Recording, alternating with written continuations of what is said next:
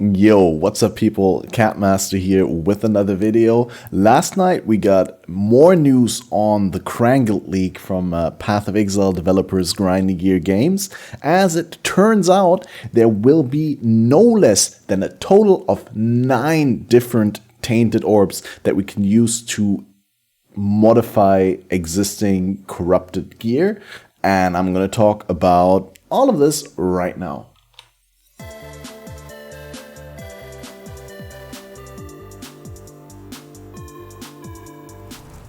So, as you may remember, in the Scourge expansion, we will get to travel into a parallel dimension, an alternate reality, in which demons known as the Scourge are waiting to battle us, and of course we're collecting blood to stay longer and longer in there. And when we absorb kills, items in the blood crucible, which is bound to our character, there's new slots in like a Scourge tab, these items absorb the corruption, and after enough kills the items will be transformed.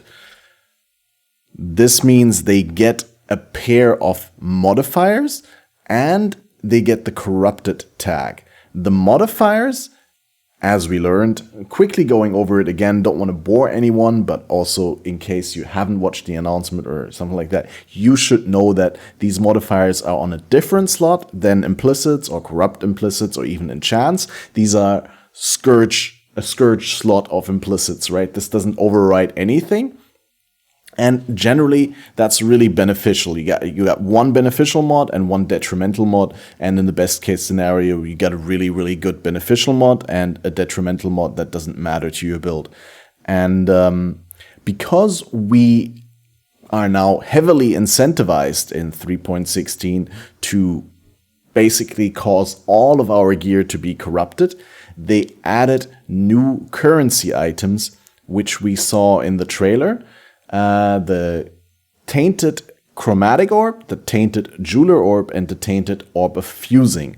Because, again, as you all knew, with the crafting bench and a heavy amount of Val Orbs, we already were able to modify the sockets on gear. And that was also kind of cool because, yeah, you can get super powerful outcomes with corruption, but the downside is that you cannot further modify the item with currency on it. And if you were to change the sockets, it was actually pretty expensive, especially when we're talking about something like a chest piece or a two-handed weapon, where you still need to get the sockets up to 6 and then actually link the sockets.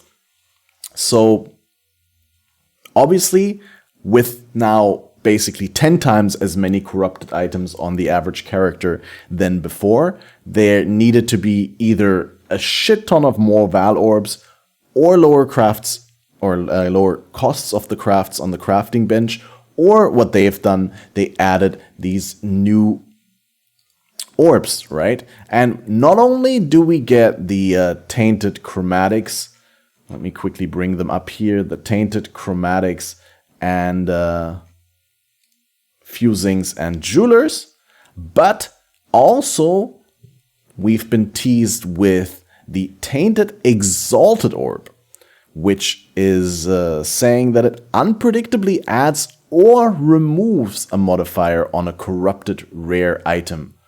Now again, as I said, previously we were not able to modify any of the mods on a corrupted item because you cannot apply any currency to a corrupted item directly. You can only use the crafting bench, and therefore we were limited to sockets. But now we actually have this set of 9 Tainted Orbs that we can directly apply to corrupted items. So previously we weren't able to change the modifiers at all, but now we can actually re-roll them because we don't know for sure what orbs there are. We know that there is the Tainted Exalt, there's the Mythic Orb, there's the Tainted Chromatic, the Jewelers, and the Fuse.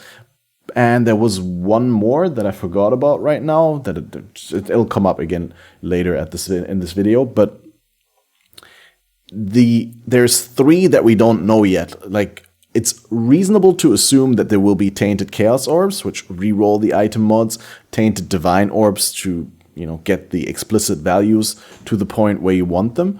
But we don't know what else. It could be a Tainted Mirror. Maybe we could get a Tainted Mirror that somehow does something funky to the mods as well. Anyway, what I'm trying to say here is, first of all, this is really cool for, say, if you double brick an item, like you double corrupt an item in the locus of corruption, right? The altar of corruption is a crafting bench, so to say, in the locus of corruption, which is a tier 3 incursion room in the Temple of Atzoatl via Alva's master missions. And here you can use a special kind of corruption on an item that can either give you 2 implicit modifiers, or it can brick the item, like it can completely disappear the item, it can give you all white sockets, or it can turn the item into an influenced rare. Now, when that happens, that is usually just as bad as a brick, right? Because most of the times you won't get good mods, and you can't further modify the item, so it's kind of lost.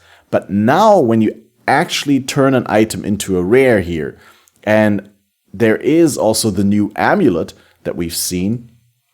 I have to scroll back quite a bit for that.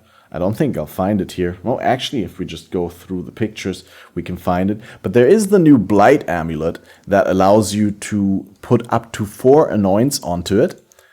And that one, if you bring that into the corruption chamber and you double corrupt it and it bricks into a rare, will retain the annoyance. And if then, with a little bit of luck, you get a decent set of modifiers, you can work from there and make it an even better item. I can't find it, but you probably have seen it. I could go into the Scourge teasers here. Well-prepared video, as you can see. Scourge teasers and their Blight-ravaged maps. Blah, blah, blah, blah, blah, blah. It's probably down here. It's probably one of the first teasers. Nope, not this one. I swear I'm going to go through all of this. But yeah, if you didn't know, I'll link this down below. This is where all the teasers are. And weird champ, I can't find the amulet. Dude, it's literally not even in this list. I swear they had it. I swear it was in this list. Anyway, there's a new amulet that gives you 3 additional annoyance. You can brick it into a rare, and when it turns into a rare, it will most likely retain the annoyance, as that is something that has previously been tried with other Blight uniques that give you additional annoyance, such as the helmet. And you can then continue to modify them with these new orbs. And another important thing about this Tainted Exalted Orb is that it does not only add mods, but also removes. So you can do crazy stuff. Like if you brick something into a 6 mod rare, then you can use this to remove a modifier. Because if the item already has 6 modifiers, it cannot add one. So yeah, it says unpredictably, but it's sort of predictable when the item cannot have additional mods. You can only remove mods with it, so it's a guaranteed remove then.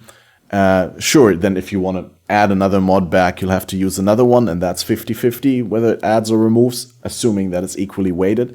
But still, very exciting that we get to change these things. Now, this is another one I wanted to talk about, the Tainted Mythic Orb. This one is basically an ancient orb that you can use on a corrupted base, and if you succeed, it turns into your unique, just like with a regular ancient orb. But unlike the regular ancient orb, this will destroy the item if it fails to upgrade to unique rarity, which is really cool. This one will allow people to use the blood sacrifice, the blood crucible, to basically spam good Scourge implicits onto bases for specific uniques, and when you get a good set of implicits, then you can decide to use that one to use the Mythic Orb on and have a chance to upgrade it to the desired unique. So yeah, looking pretty juicy over here. Just quickly wanted to go over these. I think these open a lot of possibilities, and we don't know yet what the other ones are. So Bex on Twitter actually said that it's very unlikely that we're going to be able to guess which one it will be.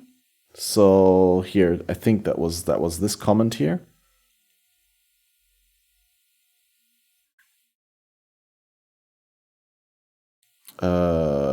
That was the wrong. Wait here. Some of these are right, some of these are wrong. Tainted Blessing aren't a currency item that drops from Scourge monsters in the same way as others. And what exactly did she say? I want to get the wording right. There is at least 2 orbs you're unlikely to guess. So they're probably not orbs that are inspired by existing orbs, but they're probably orbs that, similar to the Mythic Orb, have a different name and possibly not even a untainted counterpart. Anyway, like I said, just quickly wanted to go over this. If you guys enjoyed the video, make sure to leave it a like for the algorithm, leave a comment down below and tell me about what specifically gets you excited about these new currency pieces. And I thank you and see you in the next video.